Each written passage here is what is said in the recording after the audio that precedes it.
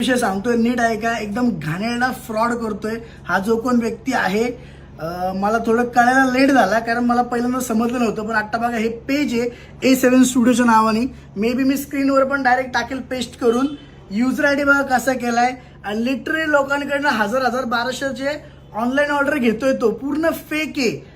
कुठली पण आपली A7 स्टुडिओची कुठली पण ऑनलाईन ऑर्डर असते ना ती आपल्या व्हॉट्सअप नंबरवरूनच पडती, जो आपला ऑफिशियल व्हॉट्सअप नंबर आहे.